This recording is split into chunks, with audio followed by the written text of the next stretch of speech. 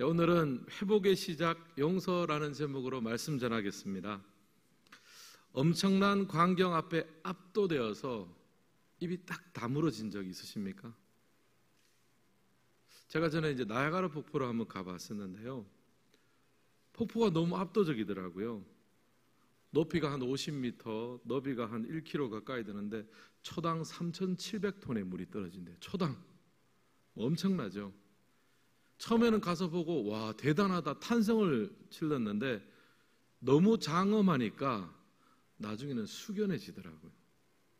말을 잃고 묵상하게 되고 이제 너무 장엄하고 너무 이렇게 되면은 숙연해집니다. 커다란 존재와 어떤 커다란 세계를 만나면요 압도되고 침묵하게 돼요. 예전에 말씀드렸는데요. 강호동 씨가 고등학교 때 이제 씨름 선수였죠. 그때도 고등학교 씨름 선수로 활동하고 있을 때 한 실업팀이 뉴욕으로 전지 훈련을 갔는데 따라갔대요. 왜냐하면 유망주니까 아마 그 실업팀에서 나중에 이제 선수로 데려가고 싶었겠죠. 그래서 전지 훈련을 뉴욕으로 갔는데 따라갔습니다. 근데 뉴욕에 가니까 그 맨하탄에 고층 빌딩들이 엄청나게 많잖아요. 이 강호동 씨가 이제 그때는 고등학생이죠. 이 강호동 씨가 그 고층 빌딩들을 보면서 하염없이 울었대요. 왜냐하면 이 강호동 씨의 고향이 마산인데 마산에서 태어나서 10대 이렇게 살면서 10층짜리 건물이 최고 높은 건물이 있대요. 그러니까 자기가 고향에서는 그래도 씨름을 제일 잘하고 또 10층짜리 건물도 자기가 알고 있는 세상에서는 자기가 최고라고 생각했는데 뉴욕에 와서 보니까 지금 어마어마하잖아요, 빌딩들이. 그러니까 내가 그 작은 동네 마산에서 최고라고 생각하며 살아왔던 그 자체가 너무 부끄럽고 또 원통해서 한참 울었다는 거죠. 압도되는 경험 앞에서는요 말을 잃게 됩니다.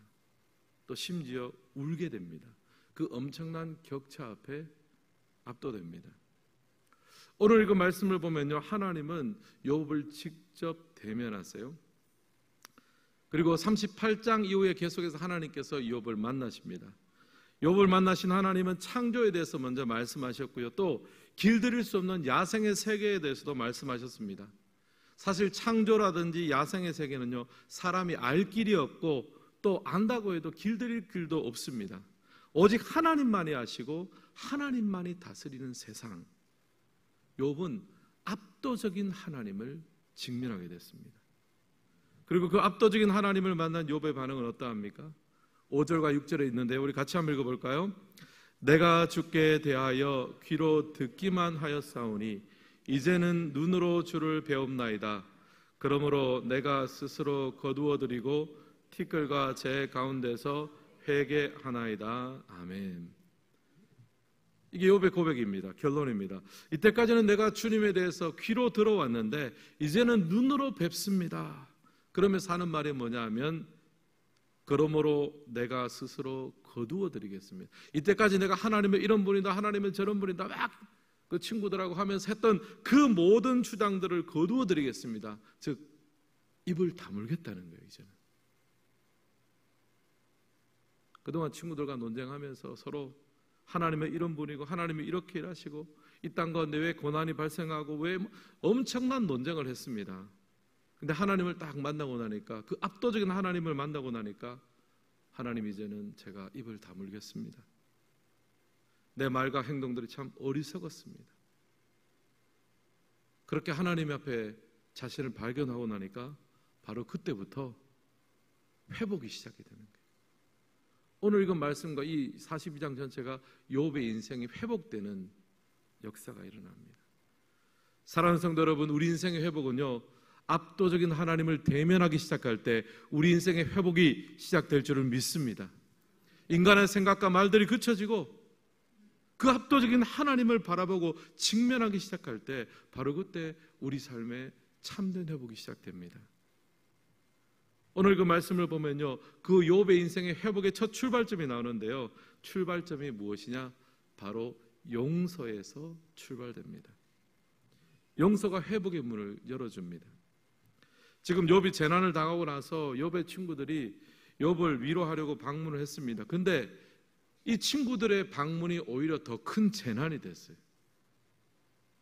왜 이렇게 욥이 어려움에 빠졌는지 설명하려다 보니까 욥을 정죄하고 판단하고 비난하고, 안 그래도 힘들고 어려운데 사람들이 거기서 위로가 되는 것이 아니라 아픈 곳에 더 상처를 만들고 생채기를 만들고 씻을 수 없는 아픔을 주었습니다. 친구가 원수지간이 돼버린 거예요. 너무나 사랑하고 너무나 이해하고 너무나 좋았던 그 인간관계가 다 깨어지고 원수지간이 되어버린 거예요. 하나님께서는요, 욥의 인생을 회복해 하시면서 먼저 관계의 회복을 허락하셨습니다. 용서하게 하시고 화해하게 하셨어요. 오늘 우리의 삶 가운데 깨어지고 상처있고 상한 관계가 있다면 오늘 이 밤 하나님께서 허락하신 은혜 가운데 용서하고 화해하고 모든 관계들이 회복될 수 있기를 주님의 이름으로 축원합니다. 이런 관점을 가지고 42장을 보면서 욥기가 말하는 용서에 대해서 한 두 가지로 살펴보겠습니다. 첫 번째, 욥기가 말하는 용서는요, 정의가 채워질 것을 믿는 용서입니다. 7절 말씀 우리 같이 한번 읽겠습니다. 여호와께서 욥에게 이 말씀을 하신 후에 여호와께서 대만 사람 엘리바스에게 이르시되 내가 너와 내 두 친구에게 노하나니 이는 너희가 나를 가리켜 말한 것이 내 종 욥의 말같이 옳지 못함이니라. 아멘. 하나님이 이제 하시는 말씀입니다. 근데 제가 이 말씀을 좀 보면서요, 속이 좀 시원하다 이런 생각이 듭니다. 왜냐하면 지금 하나님이 욥을 괴롭힌 친구들에 대해서 화를 내세요. 엘리바스에게 이르시되 내가 너와 내 두 친구에게 노하나니, 화를 내시는 거예요. 오늘을 보니까요, 이 화를 낸다는 게 이런 표현입니다. 코가 뜨거워진다. 여러분, 화가 나면 코가 어떻게 됩니까? 어떤 사람은 좀 시뻘개지잖아요. 화가 막 나니까 막 코가 벌겋게 달아오는 것처럼, 단순한 화가 아니라 막 열불이 나서 화를 내는 거예요. 누구에게요? 욥의 친구들에게. 그러니까 욥의 입장에서 보면 얼마나 속이 시원하겠습니까? 자신에게 원수 같은 사람, 미운 사람을 향해서 하나님의 코에서 불을 뿜으면서 화를 내시는 거예요. 너희가 잘못했다. 욥이 아니라 너희가 잘못했다라고 명확하게 하나님께서 말씀하십니다.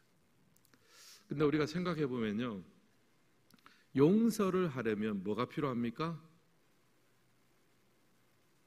정의를 구현해야 용서를 할 거 아닙니까? 잘잘못이 분명해야 용서를 할 수 있거든요. 용서의 출발점은 정의입니다. 가해자가 먼저 자기가 무슨 일을 저질렀는지, 무슨 잘못을 했는지 인정을 해야 그 다음에 용서가 가능한 거예요. 그렇지 않습니까? 가해자가 내가 무슨 잘못했는지도 모르는데 어떻게 용서해 줄 수 있겠습니까?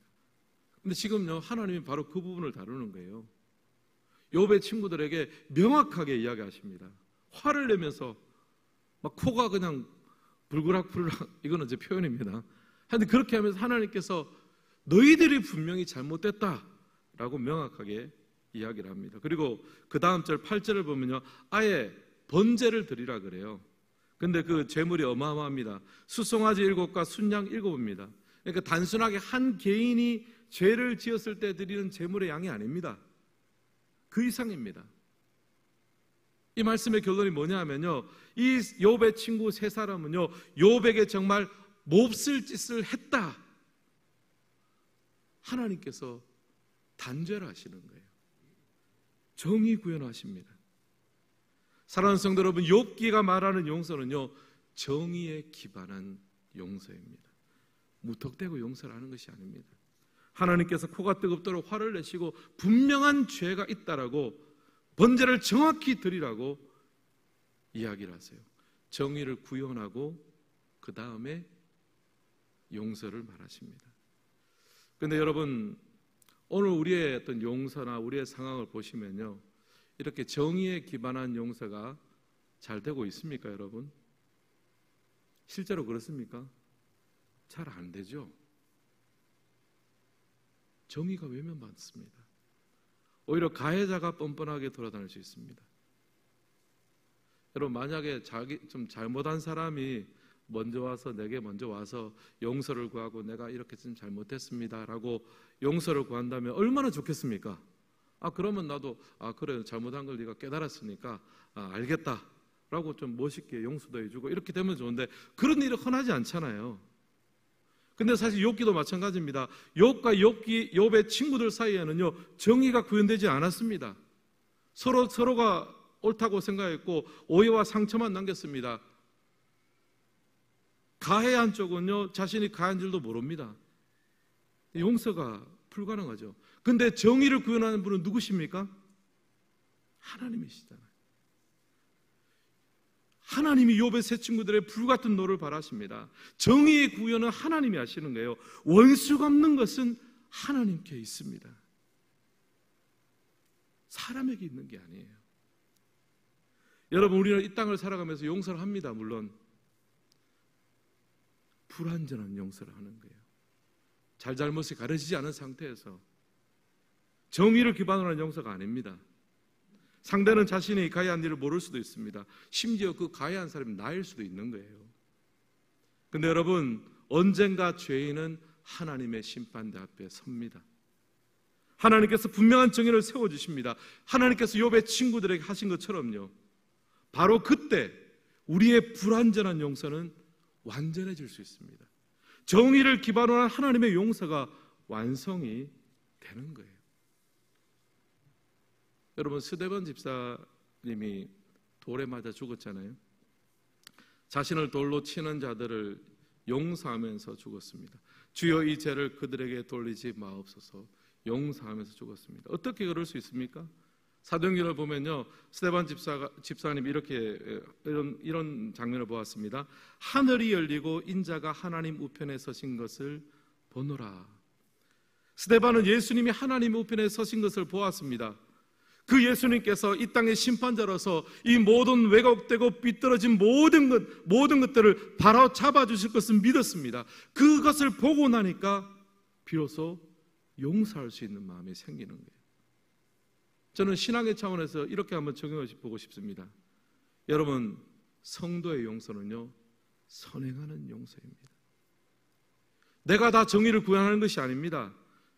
하나님께서 정의를 구현하여 주시고 하나님께서 친히 원수 갚아주실 것을 믿고, 지금 당장은 시시비비가 제대로 가려지지 않고 지금 당장은 정의 구현이 안 됐지만 하나님께서 그것을 완성시켜 주실 것을 믿고 선행하여 믿음으로 용서하는 거죠.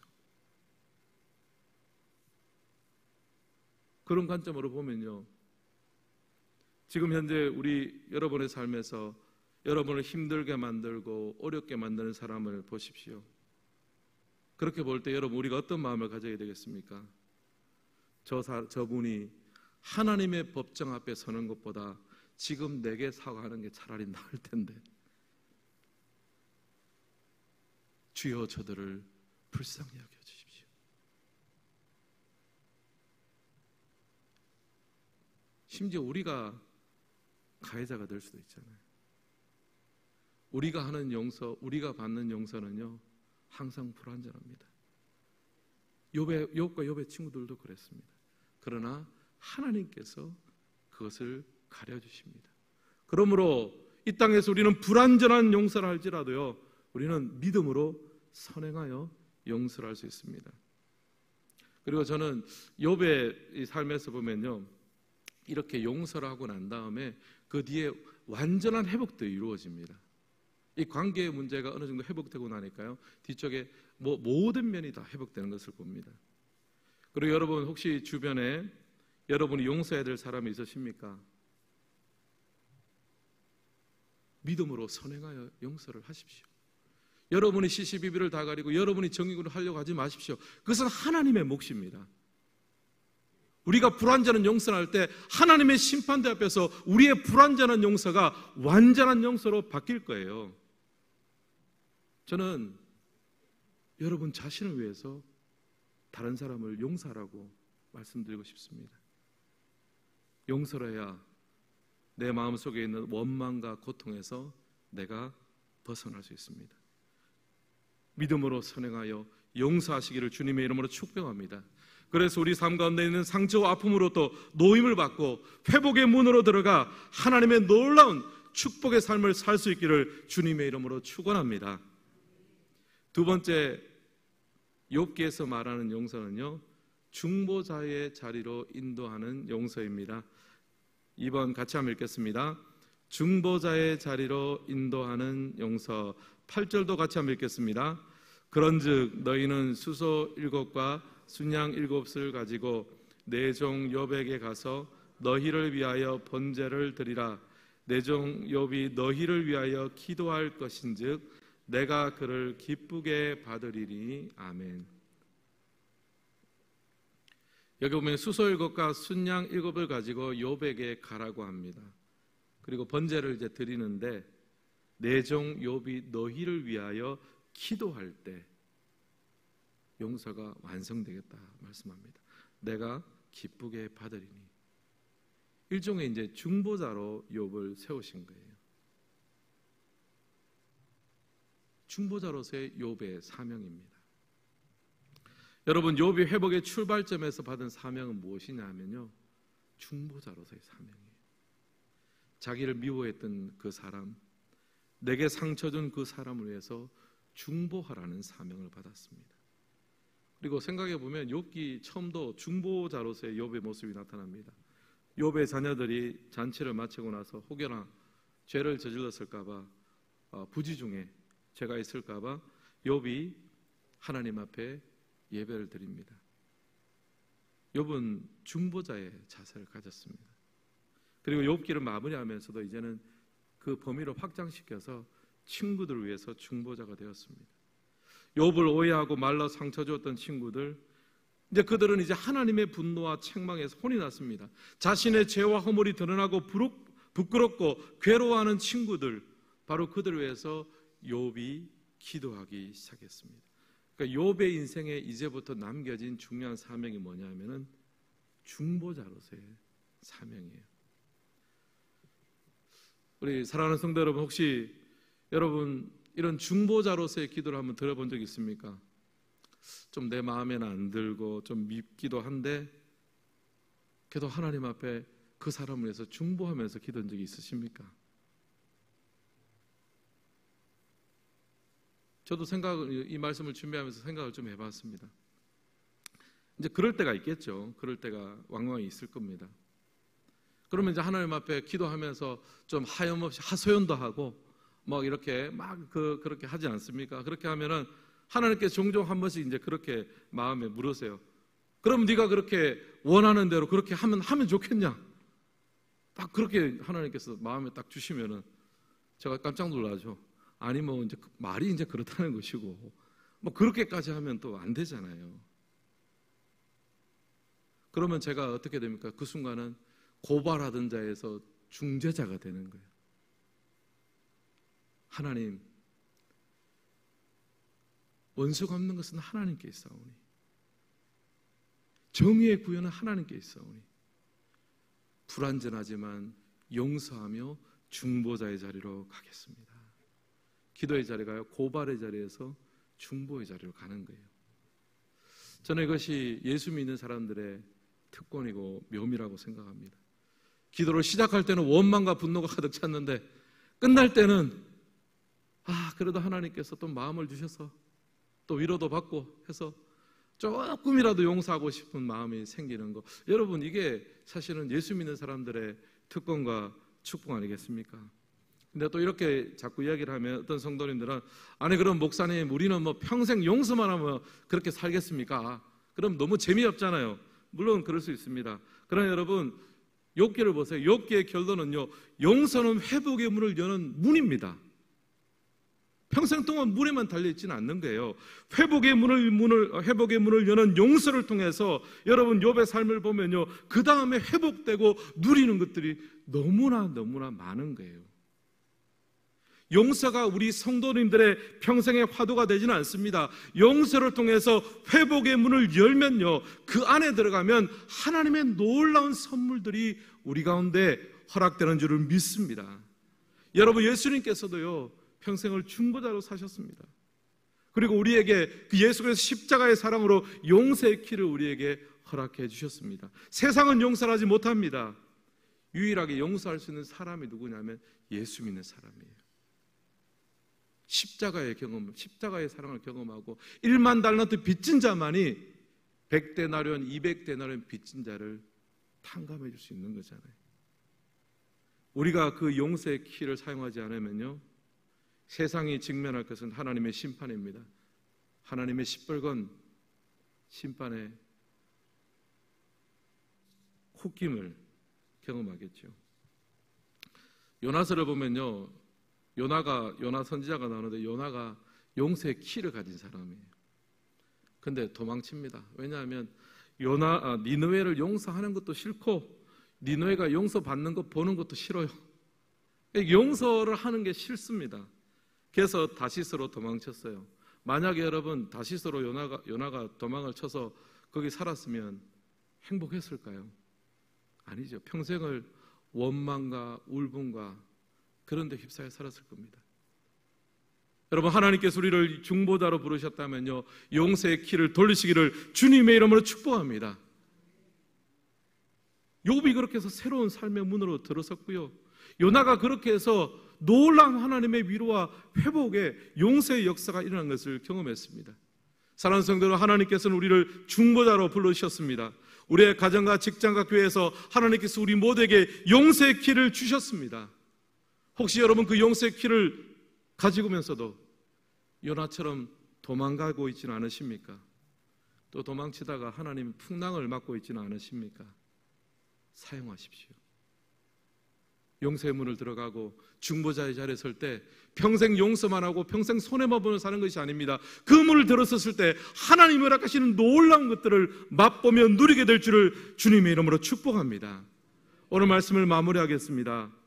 욥의 삶이 회복되기 시작했을 때 하나님께서 가장 먼저 주신 것은 용서의 축복입니다. 욥은 처음에는 자기가 모든 정의를 다 구원하려고 했습니다. 그러나 원수 갚는 것은 하나님께 있었습니다. 하나님이 그들을 직접 벌하십니다. 용서의 완성은 하나님이 하시는 거예요. 우리가 용서할 때 우리가 노임받고 자유케 됩니다. 그리고 하나님은요, 욥에게 중보자로서 살게 하셨습니다. 용서의 키를 가지고 중보하는 삶을 살게 하셨습니다.